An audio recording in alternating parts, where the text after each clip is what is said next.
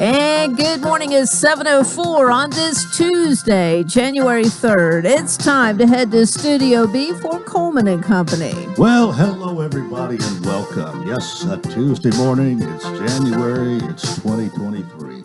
We're here for Vanderbilt Wilson County Hospital.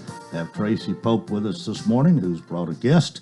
Tracy is the Director of Community Relations for Vanderbilt Wilson County Hospital. Good morning. Good morning, Coleman, and Happy New Year. Our first program for 2023. Yes, the first one to write 2023 in your book, so that was exciting. Right.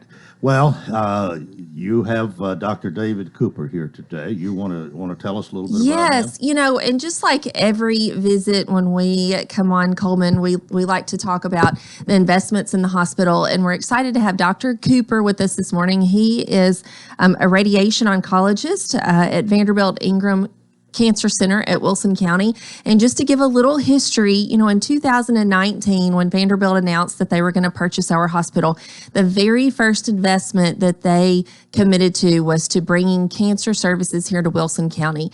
And we submitted to the state to purchase a linear accelerator, and we were granted the opportunity.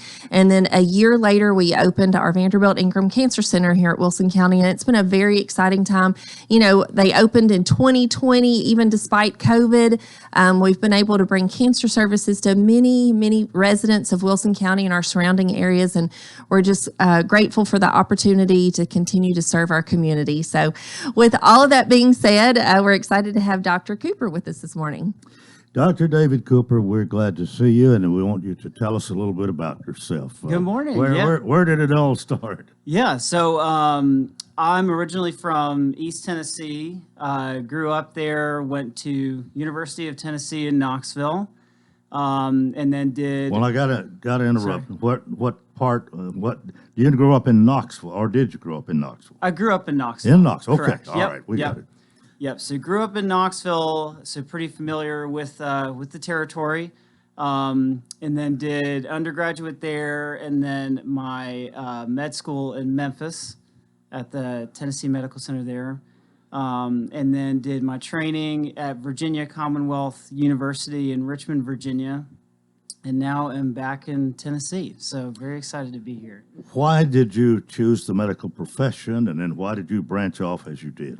Yeah, so my dad is a primary care physician, and it's kind of been something that I was always toying with going to med school. And later on in high school, I actually found that I really liked math and physics, so I ended up doing engineering at University of Tennessee, and then got pretty interested in medical physics through a couple of my professors there, and got in touch with some radiation oncologists, and then kind of went to med school sort of to study radiation oncology. It's a pretty unique blend of traditional medical practice, patient care, and then also being able to incorporate some more techie elements, and being able to use that to treat patients is pretty unique. Well, you did tell me before we went on the air here, I believe you're married, no children. Mm-hmm. Correct. Tell us about your wife, how you met her maybe. Yeah, so we met in Memphis. I guess that was 2015. I was a med student, and Hannah was working at AutoZone, and we met there, and then she started working for St. Jude, and we were actually both working for St. Jude at that time. And then both moved to Richmond together, got married May of last year, so recently. She is now working for a company called Boston Consulting Group in Nashville.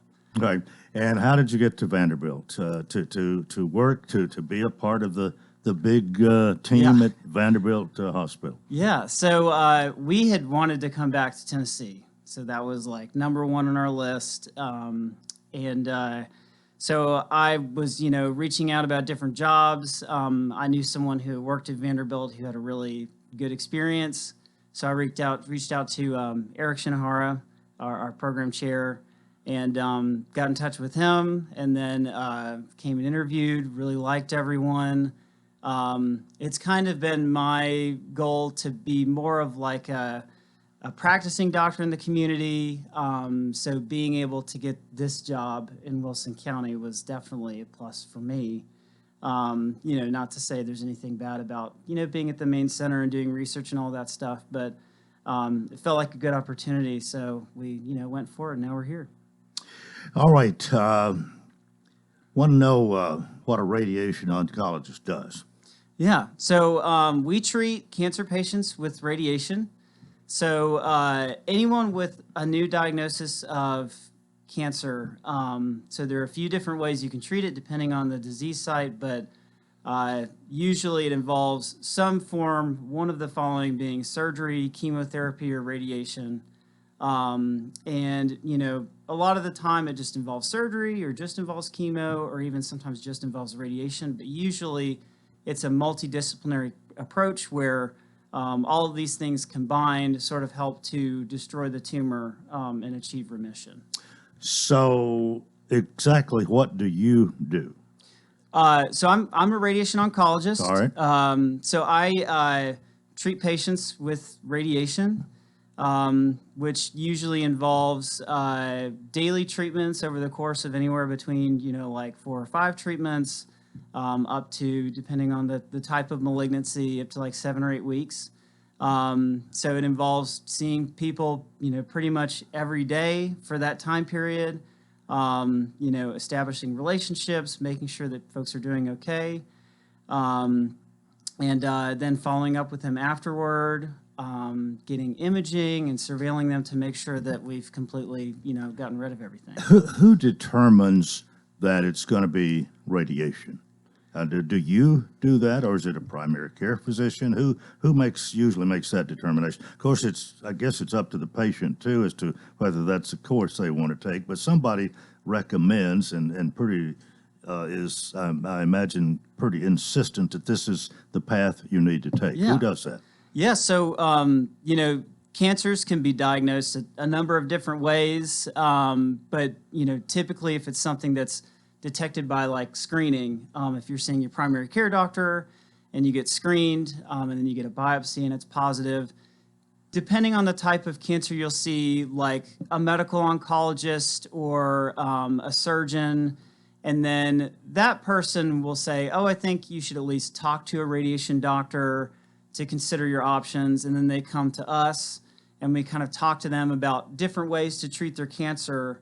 And there are some types of cancers where, radiation has like a really strong indication. And then there are some types of cancers where it's like, well, you could do radiation, you could do surgery, but ultimately it's up to us to sort of say like, these are the risks and benefits of each one. And this is why, you would do X, Y, or Z, basically. I would think, no doubt, you've seen some wonderful successes with radiation. You may have seen some that weren't so successful.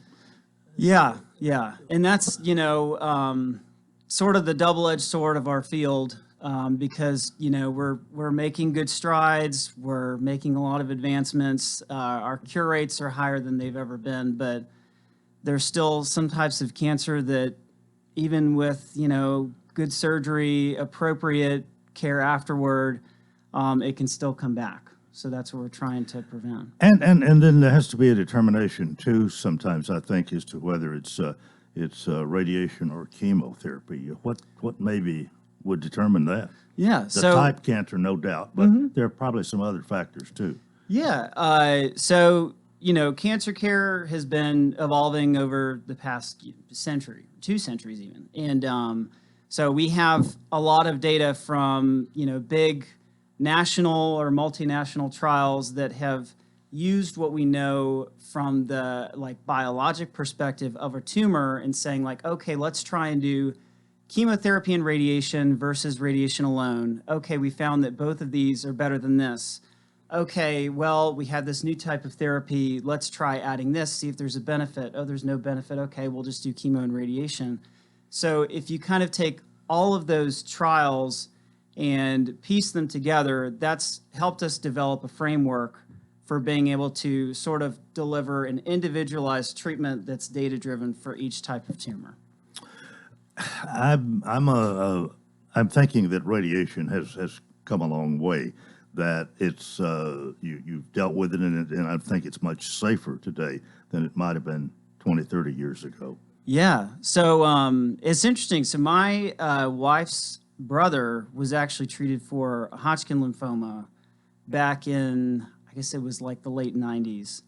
And hearing about his experience is so just dramatically different than what we do now, where, now it's very targeted. We're able to, sort of use all these different types of imaging to pinpoint exactly what we want to treat and avoid all the other stuff, versus even really like 15 to 20 years ago, where you basically had just these fixed, what we call like beam angles, where everything sort of in between would get treated.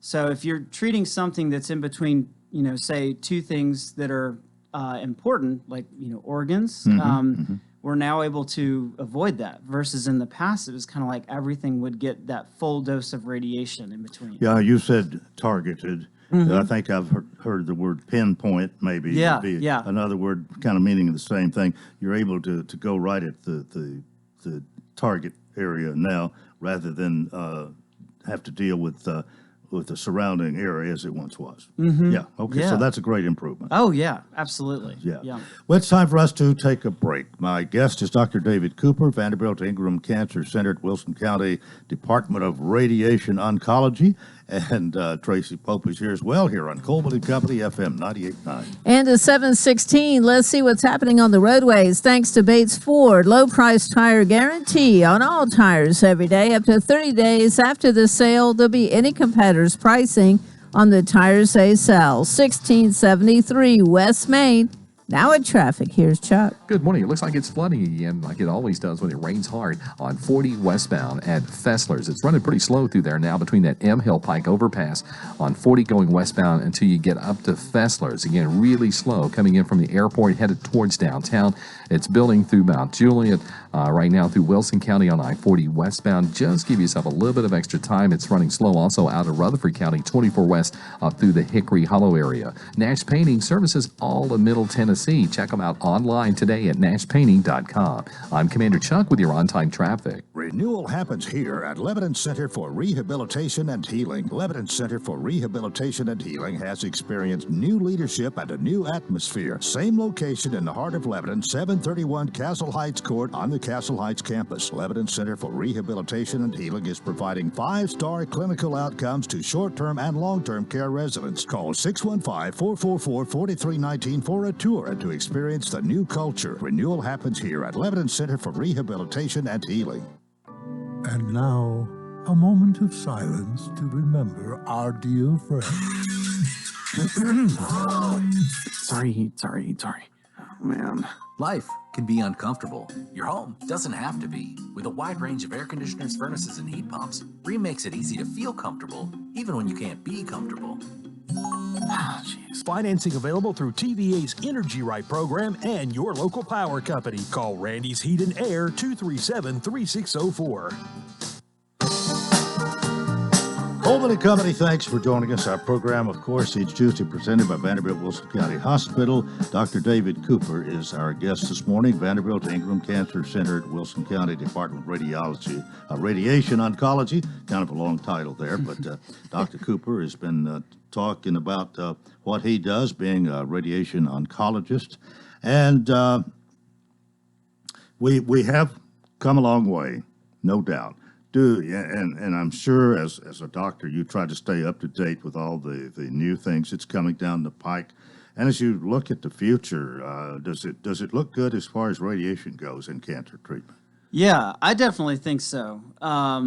So sort of the future in our field, so I think kind of revolves around a couple of different things. Improving our ability to target tumors, and then using information outside of like our own field of like radiation to be able to sort of better mold a treatment to an individual person. So we talked a little bit before about kind of, trials being based off of sort of these biologic principles of a tumor. So what we're trying to do is pinpoint certain characteristics of a tumor and then saying whether or not we need to treat that more aggressively or less aggressively. And we've come a long way in that regard, but I think ultimately that's going to be one of the driving forces moving forward. So being on, a certain kind of drug that might elicit a biologic response that can then be targeted with radiation therapy. What are some of the things that you like about being a radiation oncologist I would say that you really enjoy the most? Yeah. So when I see patients, we'll see them for consultation and and then get everything sort of set up for treatment. But then you get to be with that person and their family for a course of like, on average, say 4 or 5 weeks, and they're coming in for treatment every day.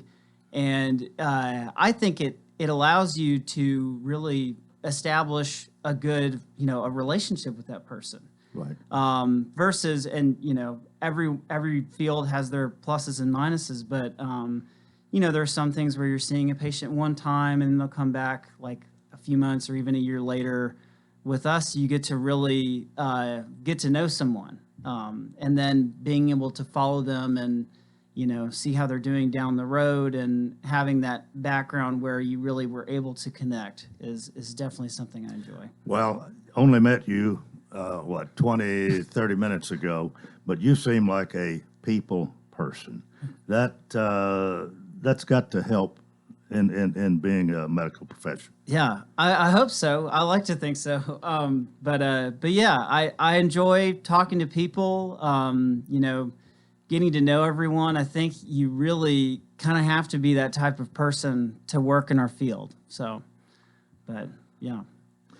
Well, let's just talk about Vanderbilt's new radiation oncology facility. Tracy had mentioned that the first thing they did just about when we took over the hospital is that's one of the first things they did, maybe the first. And you're here to take advantage of all the new things that they have done here. Yeah. So we are equipped with a new machine, usually referred to as an ethos machine, or ETHOS. Which is a product produced by Varian, which makes a lot of our equipment. But basically, one of the biggest advantages of this machine is that it can deliver these really nuanced, up-to-date treatments, but do them very quickly. So we have patients, and when you're getting radiation, usually we ask that you lie still so that the radiation is able to target what it needs to. But asking someone to be able to do that for like a couple minutes is a lot different than 15 minutes or 20 minutes, especially having to do that every day for several weeks. So, but then the other thing that is sort of like a newer piece of technology, particularly with this machine, is so when we treat patients each day, we need to make sure that they're positioned appropriately for treatment. So, like a long time ago, this was done by taking measurements where the patient is, and now it's sort of evolved to where we get actually images taken. In this case, sort of these rudimentary CT scans that are taken every day prior to treatment. And what this machine allows us to do is not only use that information to better set up the patient, but also allow us to sort of take that patient's anatomy and then alter their original treatment plan to better match how everything appears on that day. So if you can imagine, everything inside of your body is kind of moving around. So your bowels are kind of just, in this big cavity so they can move. So if you can take a picture of that and treat according to that image versus your initial image, you can actually better spare, some of the surrounding tissue and better target the tumor. Well, let me ask. I should have Coleman, asked this. Excuse me. so in 2019, when Vanderbilt was planning on bringing cancer services to Wilson County, we purchased an Ethos linear accelerator, which at the time was actually the 4th in the nation to be installed and the 1st in Tennessee. So even before our downtown campus of cancer services had this extensive linear accelerator, we here at Wilson County were able to provide those services to our residents and surrounding counties. So it's pretty exciting. I mean, I know we've been talking about it for almost 3 years now, but every time it just goes to show the investments that Vanderbilt is bringing. You know, our focus is to bring excellent care closer to home, and this is just one of the many services. Okay, I was going to ask, should have asked this earlier, but we mentioned that sometimes there's just a few treatments, and sometimes there might be as many as you go five a week for maybe 25, even 35 or 40 treatments. What determines that, and why would there be a very minimal few for some and maybe as many as 40 for somebody else? Yeah, so the idea of spreading out radiation treatments over the course of, several weeks is that, if you were to try and deliver all of that radiation at one time, it would be too toxic. So by the nature of the treatment, you're targeting the tumor, but there's always going to be a little bit of radiation dose to other tissues surrounding the tumor. So they said, okay, let's sparse that up into all these little bite-sized pieces.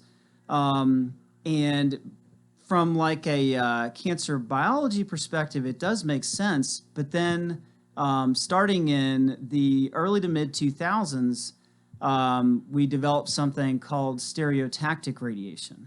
And really all that means is pinpointed, like you said earlier, radiation to just one area, but condensed.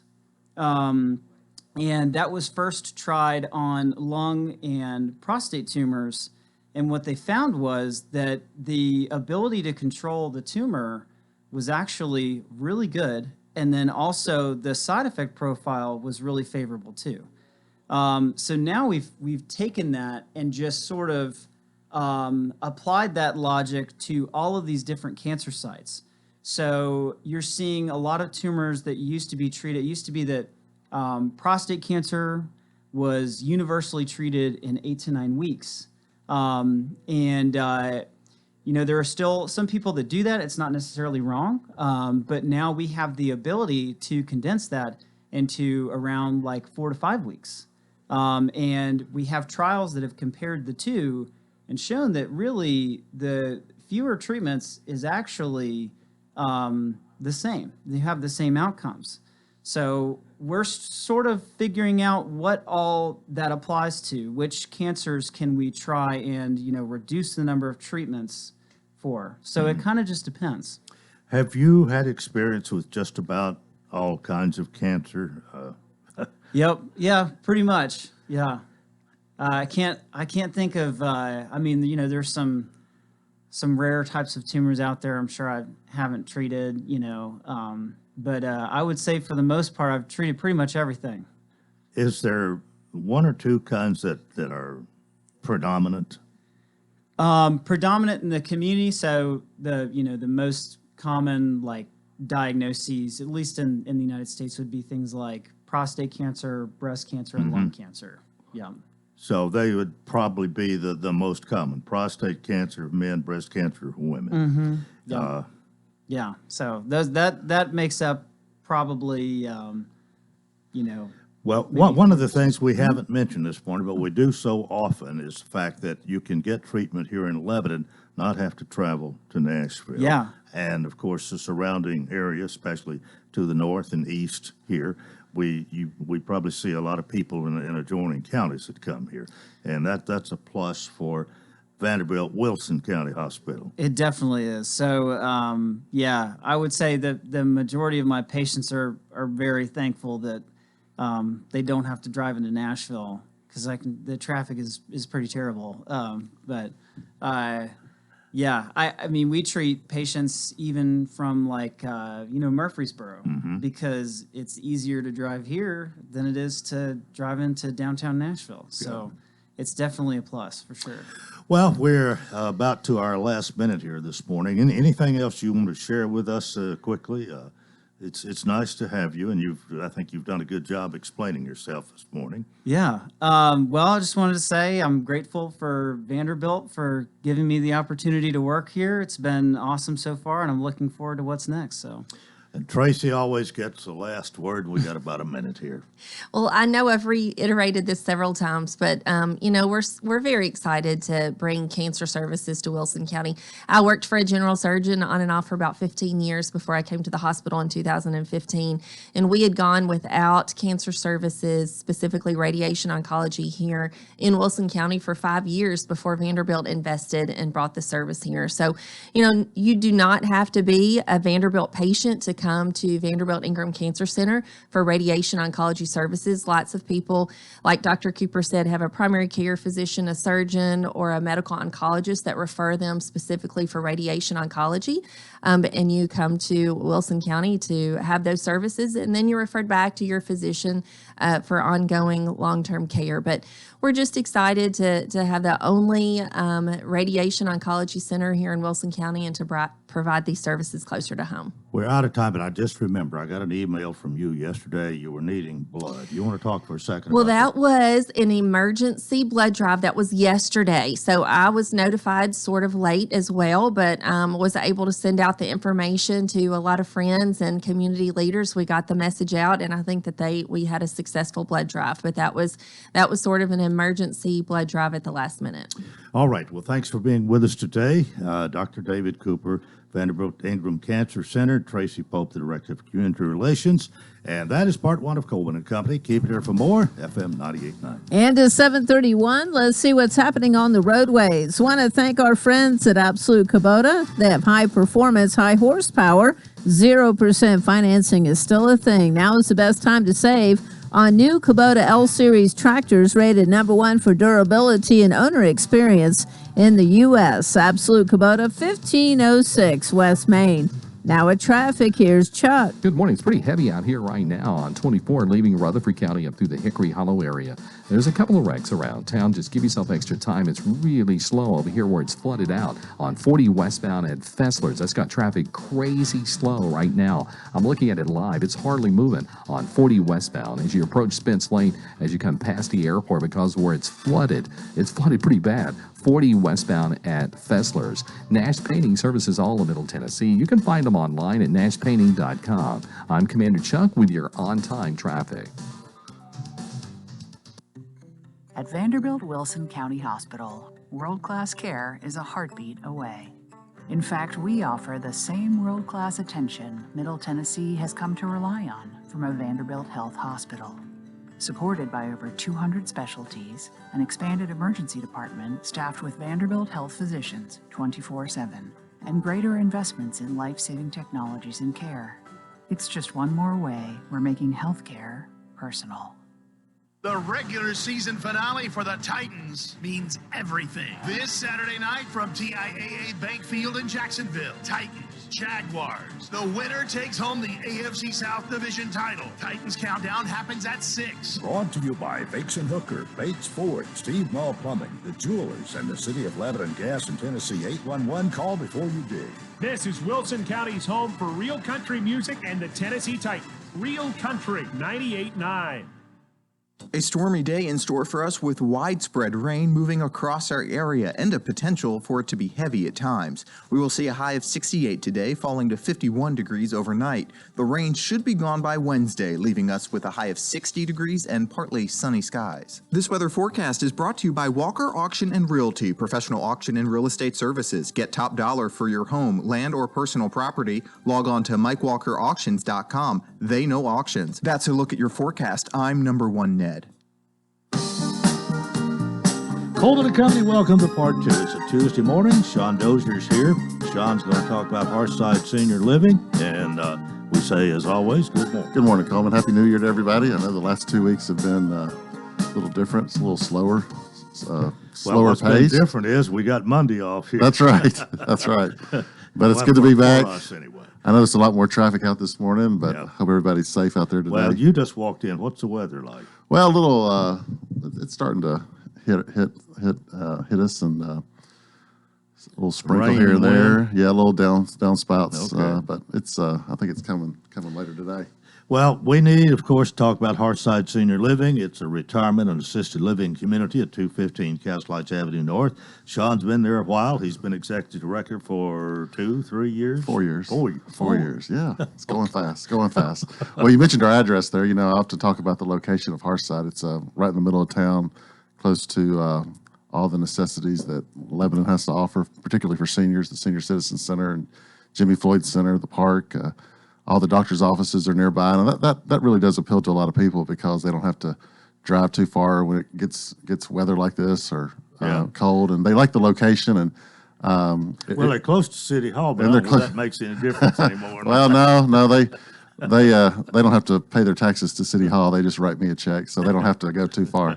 But anyway, it's a great location. It's right in the heart of town, and we're laughing, but it really is. It really is. I'm telling you, location. a lot of people say that when they tour and when they call me, they say, "Where are you located?" And I tell them the address, and they know exactly where it is. So I do appreciate the location, right in the heart of Lebanon, and we have our independent living, our 30 homes on one side of the property, and again, Coleman, those are completely sold, and we have a long waiting list. And I tell people who call me, you might want to have a plan B or C or D, and I give them other options in town or in the county to consider because we do have such a long waiting list because they are very popular. When you the price and the idea that I don't have to take care of a big house or a big farm anymore, it really makes a difference. And I'm really proud of that community. And then our assisted living, we're still going strong. We started out the year in 2022 slow, but the end of 2022 really picked up, and we have a small waiting list for our assisted living. So if you're thinking about assisted living in the next couple of months, you might want to give us a call or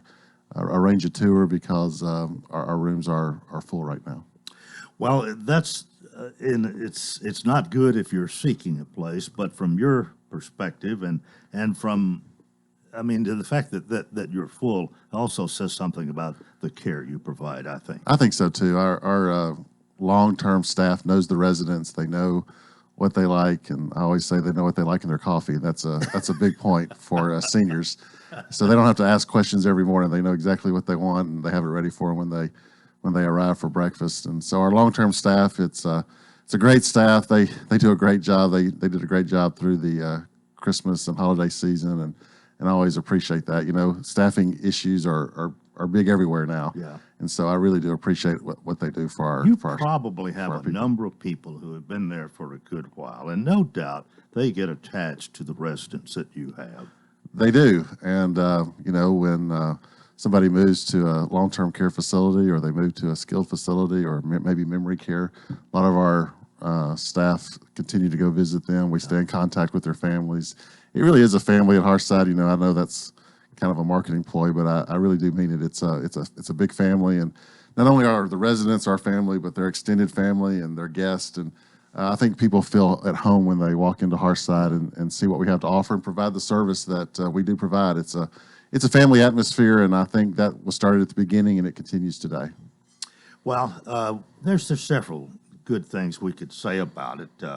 It's a nonprofit assisted living provider.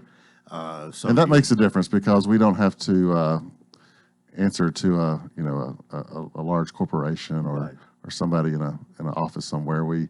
Our prices remain reasonable, fair, and we don't nickel and dime people. We give one price, and that's the price that we serve you. And the families really appreciate that. We don't charge you for extra for bringing meals down to the room, or we don't charge you extra for giving your medication, or we don't charge extra for activities. We just give you one price, and that makes a big difference with families. And being locally owned and locally managed, you're a local guy. We're a local, even if you came from Nashville. Right. That's right. I've been here over 20 years now, so I consider myself local. But it makes a difference when you know people's names, when you have their cell phone number, and you can call them in the middle of the night and say, "Hey, I've got an issue, and will you take care of it?" And we're always on it. And another thing, a few times you've been voted best in Wilson County. We have been voted best, and I think we're the best every year. We just don't get it every year, but I think we're the best every year. And you've got Betty Kelly, who's your activities director. She comes and does a commercial occasionally. She is a very dedicated person. She's a who knows what seasoned she's doing. activities director, and one of the things she does well is she brings in volunteers, and she has a great relationship with volunteers, and particularly the residents in our independent living. Many of them come up and volunteer. I think about Ann Lemoyne, who comes up and does exercise 2 or 3 times a week. Think about Jenny Sutch, who does arts and crafts with our residents. So a lot of those folks in the community come up and participate, and that really does bring everybody together. Okay, I guess it's time for a Hearthside Hello. Well, I've got 3 today. I want to start out the new year with a bang, and these are all Wilson Rides riders. I'm a part of the board of Wilson Rides, and I wanted to mention Connie Alexander. These all had birthdays this month. Connie Alexander turned 74 last week. Harry Harris turned 86. Lynn Williams celebrated the new year with her 68th birthday, and I want to wish Lynn a speedy recovery as well. But these 3 folks not only are listeners to your show, but they're also Wilson Rides members, and they get transportation services from our organization. And I want to mention them and tell them how much I appreciate them using our service, and also happy birthday to them. And I appreciate them listening to Coleman and give them a Hearthside hello. All right, great. Well, have a great week. Have a great week, Coleman. And see you next Tuesday. I'll see you next Tuesday. All right. Sean Dozier, Executive Director, Hearthside Senior Living. We're about 20 minutes before the hour, and I have invited Sheriff Robert Bryan to come this morning. Sheriff, good morning. Good morning, Coleman. How are we? You are here on Tuesday, and that's because yesterday was the day most people had off for New Year's Day, just like the week before. We had Monday off because Christmas fell on Sunday, New Year's on Sunday. You don't get a day off at the Sheriff's office, do you? Well, that phone I'm holding don't get a day off, so, we're open 24 hours a day, 7 days a week. How's that? Well, any breaking news from you this morning? No, just, we got through the holidays all right, and everything, it's pretty much normal holidays, nothing major. That's a big thing. And, it's we put extra personnel out on all the major holidays just to have a presence. So we would say that helped, and we didn't have much going on this week. Well, last weekend, it'd be weekend before last now, but over the Christmas weekend, it got on that Friday. I mean, it was about 0, 2 below maybe. When we have weather like that, you've got to be aware and be awake and be prepared. And how did that affect you? Did it really, was it adversely affect you at the Sheriff's Department? Yes, I mean, we had during that cold spell. I mean, it was cold, and we still had people traveling up and down the roads, going places, and and anytime we always have personnel out. And we actually called more people in just to make sure we got good coverage for that cold weather as well as the snow that come in. Right. Well, we were expecting a little snow, a very little, and we got very little. But I think we got more than what. The second time, we were not expecting about maybe even less, and we got a lot more. It was at least an inch. Right, and that surprised a lot of people, in my opinion, and there was people. We had several wrecks during that period, and we have to respond to them. And I praise my guys and girls every day because they don't get in the heat of the car is about all they get, and it's they've done a great job. I don't know how many people really think about this, and I probably don't very often, to be honest. But in thinking about it this morning, here it is. The other day when it was about 0, give or take a degree or 2, and somebody's got to go work a wreck, and I mean that wind was blowing cold. They can't enjoy that. It goes with the job. They got to do it. But you've been there, done that, and it's not fun. But it's a call, and you have to go. And it's again, I praise them for what all they go through. And but there's we had people out there really didn't need to be out. It'd save us a lot of troubles if people just stay where they.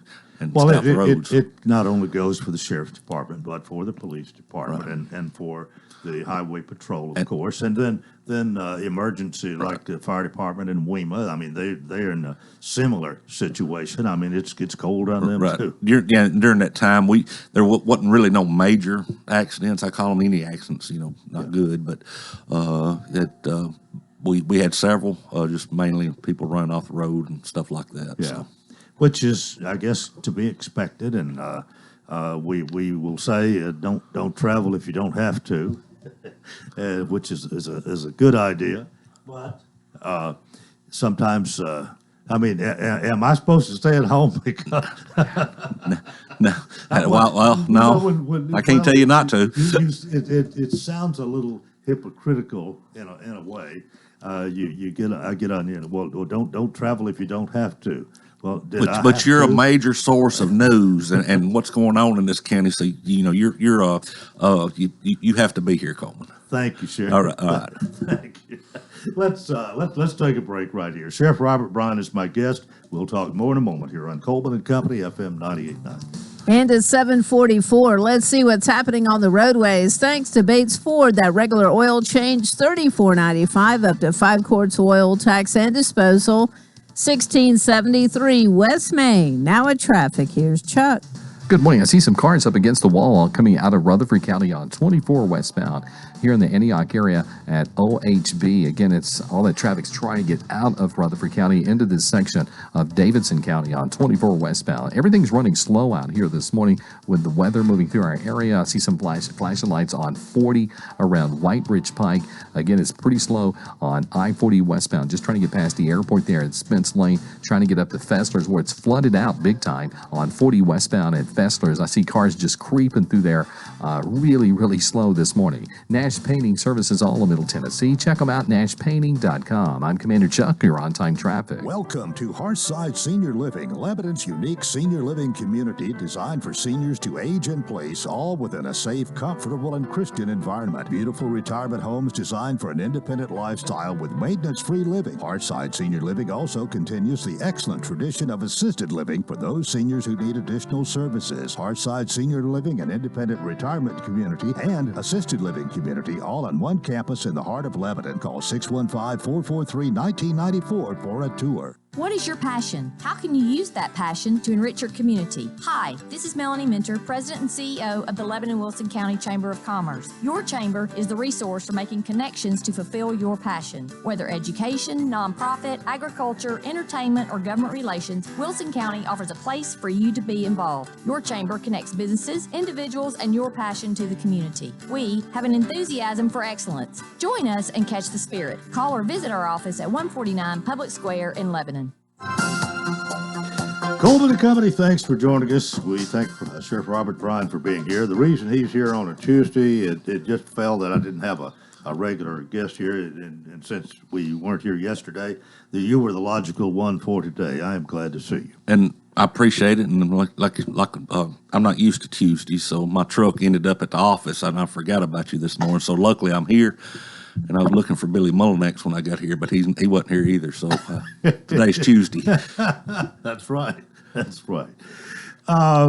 What do you think this year holds for the sheriff department? I mean, 2023. You look back.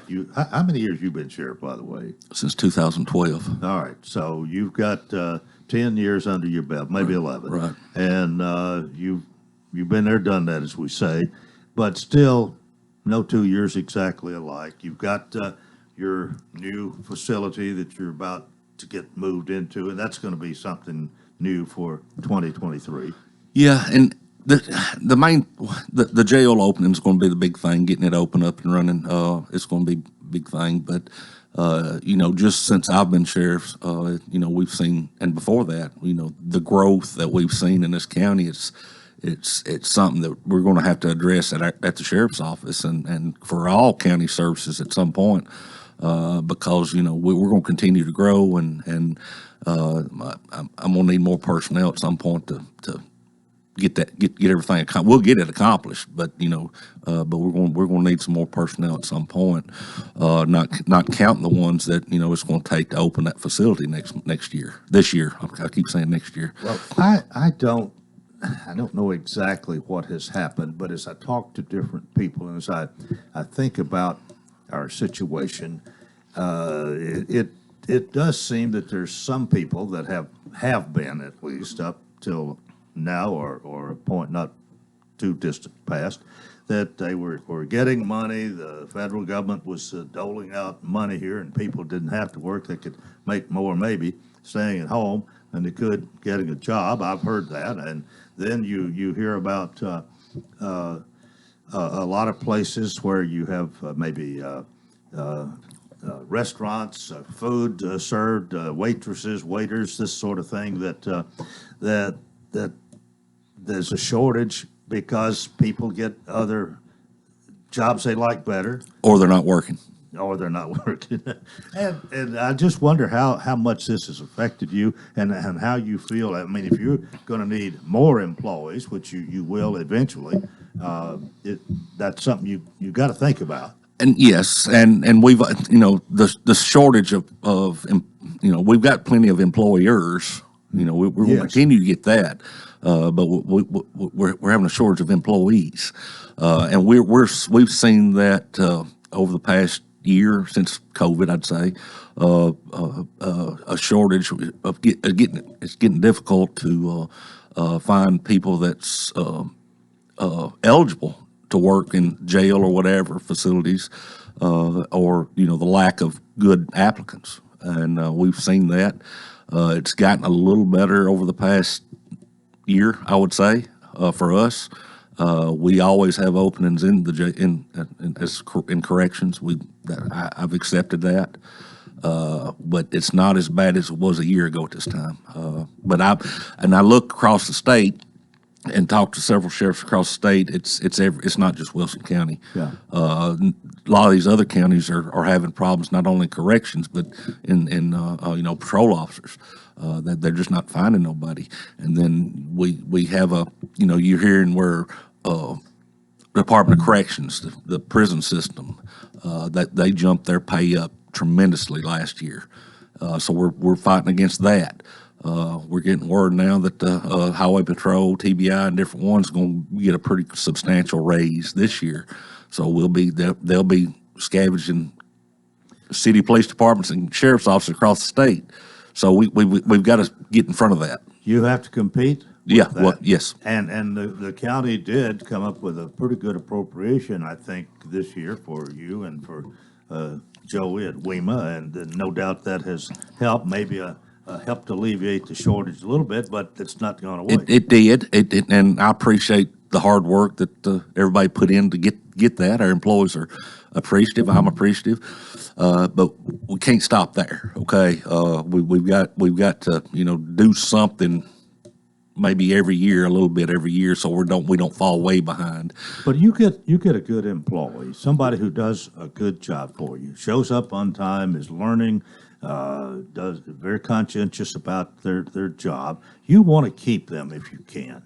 Yes. And retention is important for the quality of service that you give. Yes, yes, and what we're seeing nowadays, we're hiring a younger generation. Okay, I started when I was 18 years old. I get it, and I stuck to it. But the younger generation now, they're who's going to make me the best offer, and it's that's something we're having to fight, work against. But we have a good. The county's good to work for, whether it's us, WEMA, whatever department it is across the county. We offer things that a lot of other counties don't. Good benefits, and that helps. That does help. But we're going to have to continue moving forward. Maybe each year. But here again, for a few people, maybe it is, but most of the people that work in the sheriff's department, it's not an 8 to 5 job. 5-day-a-week thing. You've got to have people on the second shift, on the third shift. I think you have 3 shifts. Right. You've got to have people on the weekend and holidays, and it's just kind of a different animal, so to speak.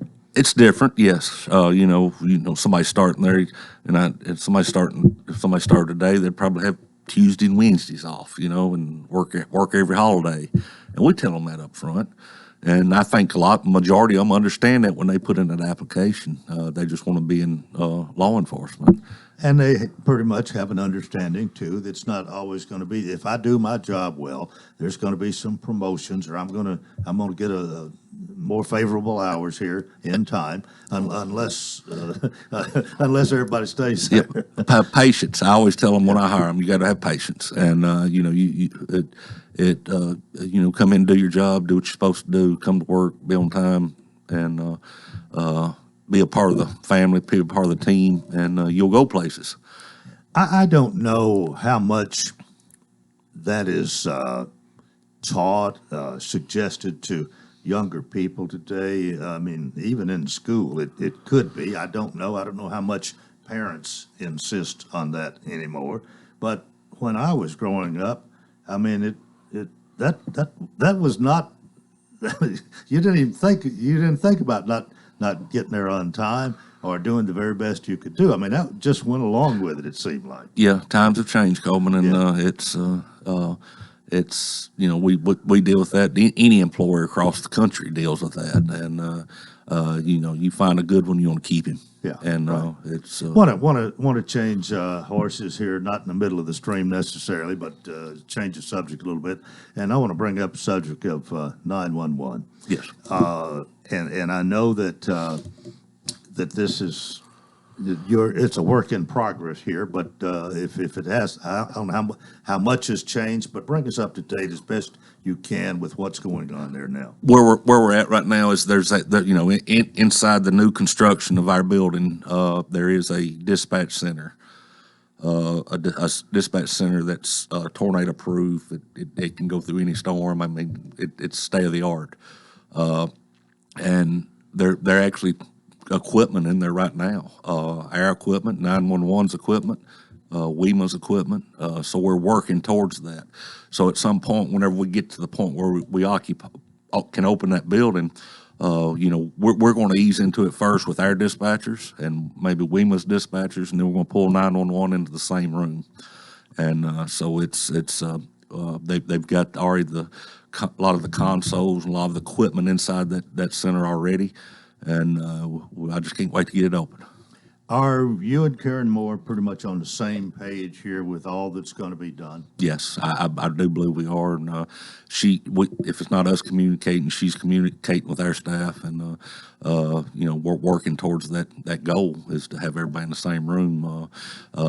When we approached the 911 board about this several months ago, last year, it was.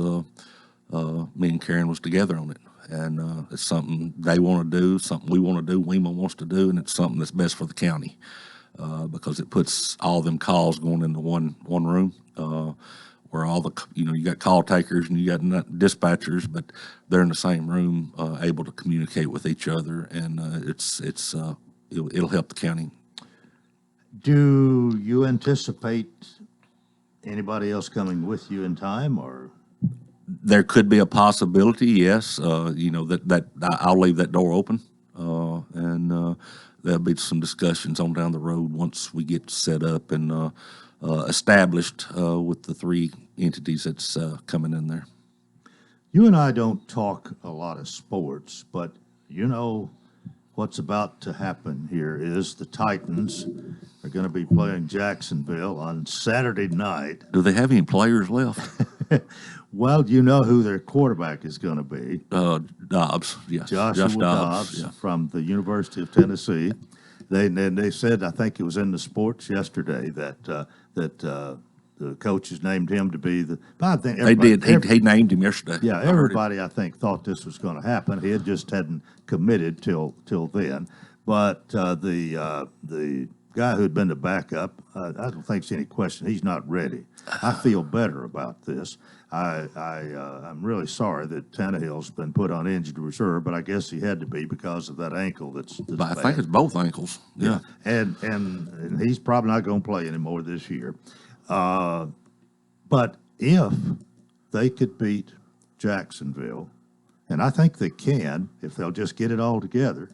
Their defense has been good, Robert. Right, it is. Their defense has held the whole time. The line stinks, quite frankly. But if they could somehow win over Jacksonville Saturday night. It all comes down to that one game. That's right. And then you're in the playoffs, and you're the number 4 seed. You're going to play number 5, which most likely is going to be the Chargers. Right. The L.A. Chargers. Right. Well, they could have beat the Chargers. Oh, they come close. Yeah, they should have. And so I'm just thinking out loud here. Okay, you play the Chargers, and you beat them. Oh, yeah. And then you've got whoever wins on the other side there, which might be Cincinnati, Buffalo, or Cincinnati. I don't know. If they really played like they played against Green Bay, that Thursday night game, yes. Yeah. That was one of their better games this year. They played awfully well against Kansas City, too. If it hadn't been for Mahomes, they'd have won that game, I think. Right. When they played really well, they're as good as anybody. It depends on what team shows up on Saturday night. Right. And if the right team shows up, and if the right teams, they do then, and then they play like they could play during the playoffs, I think the sky's the limit. Yeah, they always say who's the hottest this time of year, and so. Wouldn't it be something if the Titans and Green Bay were in the Super Bowl? You're reaching, Coleman. Well, it's time for us to shut up. Yeah, I reckon. Sheriff, thanks so much for being with us. I appreciate your monthly visit, and we'll see you next time. I'll see you next time. All right. Sheriff Robert Bryan, that's it for a Tuesday. He'll be back on Monday next time, I feel sure. But this is a Tuesday, and so until tomorrow, I wish you a terrific day.